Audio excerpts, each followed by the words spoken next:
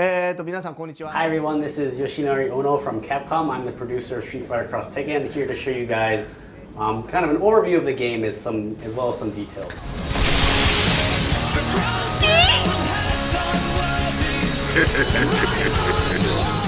このストリートファイタ So ー this game is basically a dream collaboration between the two hottest franchises out there in the fighting game genre. We have Tekken from Namco Bandai as well as our very own Street Fighter. And this is a collaboration we couldn't do in the previous days, but now with new technology we were able to make it come true. このストリートファイター So there were three basic design principles that we had when we were building Street Fighter X Tekken. The first being casual fun.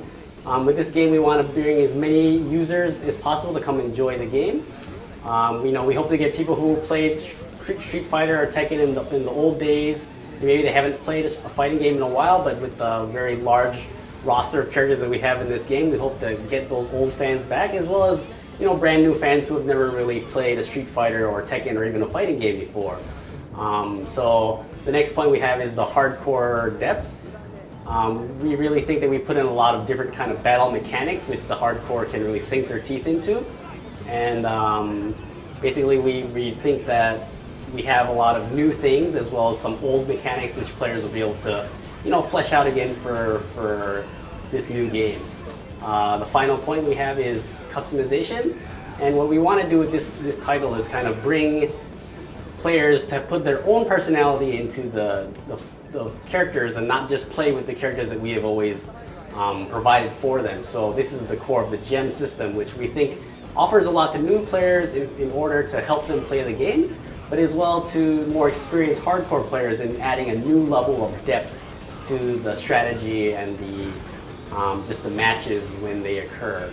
And then putting all this together, we have the various online features in the game where we built off a lot of the old features that were in Street Fighter 4, but we've added in brand new netcode as well as a lot of new features which take advantage of the tag battle system. So you're able to play the kind of 4-player modes online and offline, as well as do things like training online, which we think that a lot of players will really enjoy and be able to build their social networks through playing the game.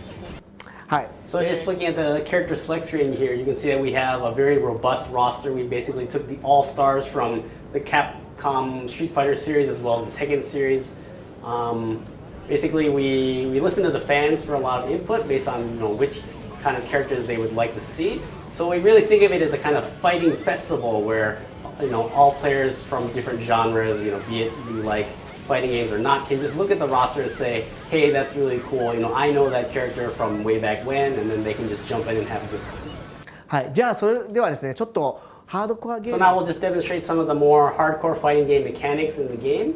Basically, with this game, we have a lot of old fighting game mechanics such as EX moves and super moves, which you'll be familiar with if you played Street Fighter 4. But in addition, we've added in a lot of new things which we think really take advantage of the tag aspect of the battle system. And we hope you guys will be able to, once you get your hands on the game, kind of go through it and then kind of play around and find out what works best for you. So just real quick, basically meter management in this game is very important because having meter allows you to access a lot of the really interesting features. So we have the basic combos for every character called the cross rush. What this does is it allows you to bring in your partner character based off of a very simple light, medium, heavy combo. And every character in the game has access to this. So we think it's a simple mechanic, but it forms the basis of the core tag gameplay. And then obviously when your character comes in, you have the opportunity to do combos and really opens up the combo tag battle system. So you can see here, you can do various combos. This is just the tip of the iceberg, really. In addition, we have things called switch cancels. So you can tag normally like this, but it's rather slow, kind of unsafe. If you want to tag in a more efficient way, you can spend 1 meter to tag in the middle of a combo or a move. So this also opens up a lot of combo opportunities when you're able to do switch cancels at places like this and get even bigger, more damaging combos. ついてますね。 In addition, we have something called charge move, where you can charge up a move to make it more powerful. So this is Paul's normal lunge punch, which he has from Tekken. If you charge it up, it becomes even stronger. If you charge it all the way to the 3rd level, it automatically becomes a super move, which can be done at the cost of no meter. So this is really useful because you can actually dash in the middle of a charge move at any time and cancel it. So this is a lot like the EX focus cancel mechanic in Street Fighter 4. So you can charge, fake it, dash, go for a throw. There's a lot of different mind games which you can do, which we think players will really be able to utilize. Another feature we have is something called the cross assault, where you call your opponent or your partner onto the screen at the same time, and you just go on and wheel it on the other character. Really good for opening up people when you're having a hard time. In addition, we have things called we have team supers. So if you're familiar with the concept from Marvel vs. Capcom, you can do kind of a team super which uses all your meter, but does a lot of damage and is well worth the effort to kind of land this move. You can see here it does around 40% damage to Kazuya. So it's a really important use of meter, which we really want players to consider. So yeah, and in addition, we also have the basic EX moves which return from Street Fighter 4. So this is done at the cost of 1 meter, and it just gives you a powered up version of the attack. And lastly, the Pandora mode. So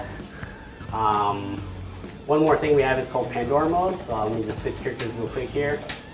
Pandora mode is basically when your character sacrifices themselves to give their partner a 10-second attack power boost. So this is good if you're low on life and you feel like, I've got nothing to lose, so I'm going to go for, Pandora mode.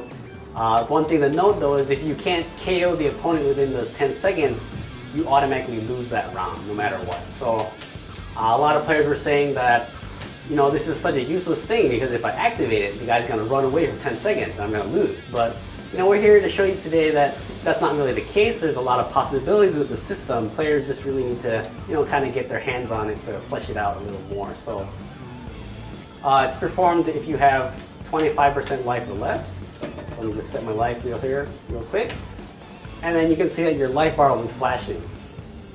If at this time you do down down tag, you'll activate Pandora mode where your character will sacrifice themselves and then you get that power up. But you can also see in the upper left hand corner, there's now a timer which is ticking down. Once that empties, you automatically lose unless you have already KO'd the opponent. So the cool thing is that you can combo into Pandora mode. So Ryu has an EX move here which causes a wall bounce. What you can do is EX move into Pandora mode and then go into a super combo.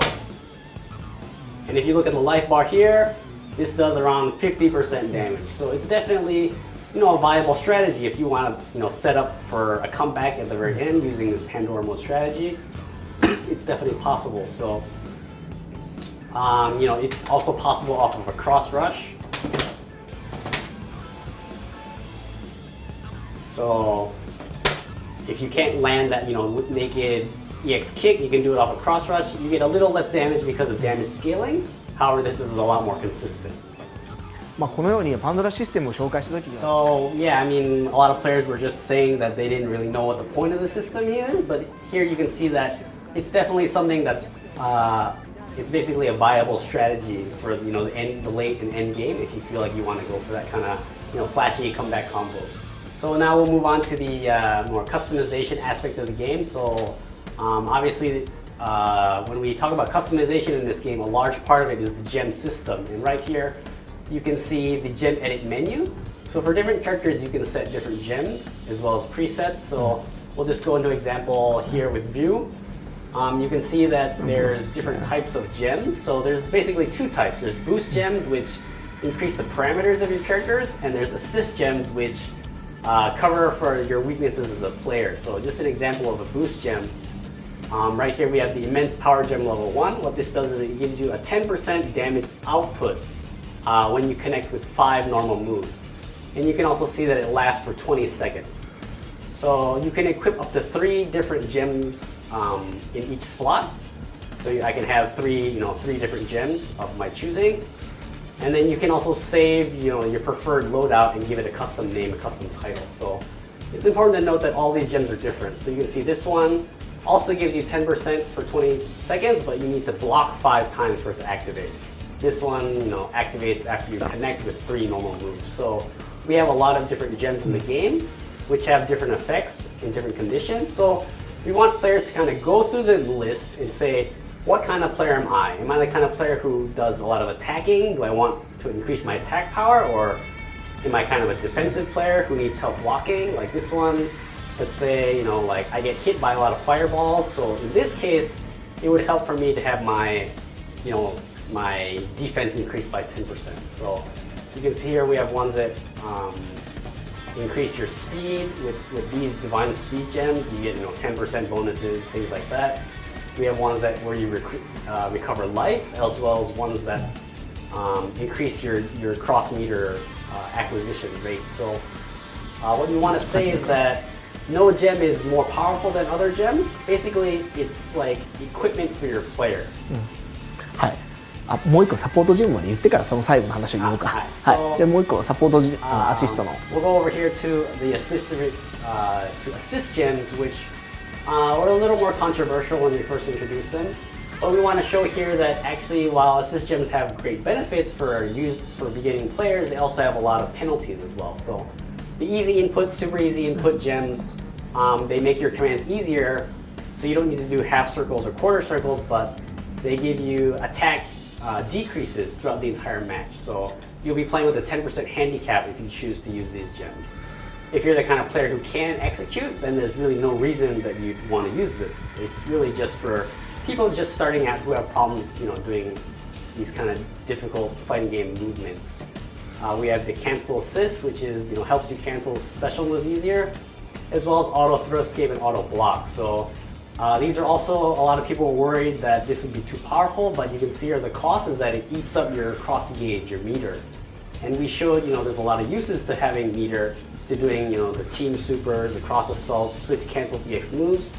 So if you're having your meter constantly drained by this auto block gem, you're not going to have access to those other more powerful parts of the game. So we really think that this is stuff that's just for really beginners. Once they get the hang of the system, then they're going to want to, stop using these assist gems, move over to the more, customizable part of the game, which is the boost gems.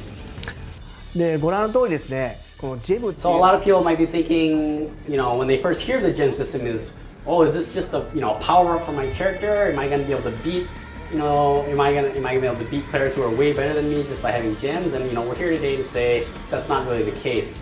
It's not a way to cheat the system. You still need to put in time in the training mode, work on your game. The best way to think about it is equipment for your character. So if you take a sports analogy, let's say soccer or football, where we have like players and they have their equipment, they have their uniforms and their spikes. So these are things which help them play the game better. You can play football barefoot if you want, but if you have the shoes for the right surface, then you're going to play better. So that's how we really think of the gem system is. It's equipment for your character to kind of put your own personality into and just kind of customize it so it's not always the same Ryu or Guile. It's going to be my Ryu, my Guile. This is the way I play the game, so this is the way my character is going to be. So what we want players to realize is that, there's no gem which is too powerful. It's just different ways to customize your character. プーリーのこと言わなかったでしょ。 So, if you guys know about, Wayne Rooney, he's a really great player. So if you go buy the same shoes as him, it doesn't mean you're going to be as good as he is. That's the same way we look at the gem system. If you just have a certain amount of gems, it doesn't mean you're going to be a great player automatically. You still need to practice and you need to work on your game.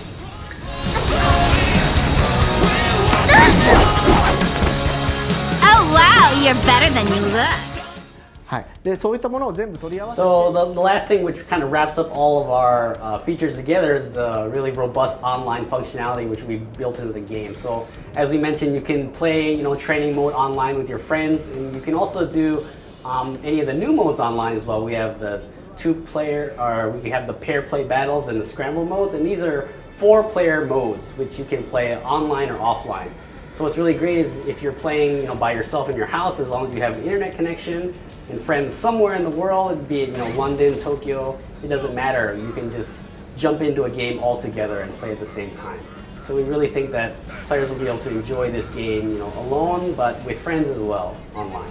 はい、で駆け足になりましたけど So the last thing I just want to say is that for Street Fighter X Tekken, what we really wanted to do is kind of build this kind of great festival atmosphere for everyone, so that we can have new players, we can have old players, we can have beginners, experienced, casual. It doesn't really matter.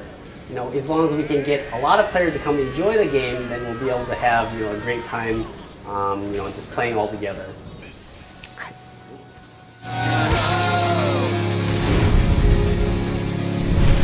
恐怖を教えてやろう。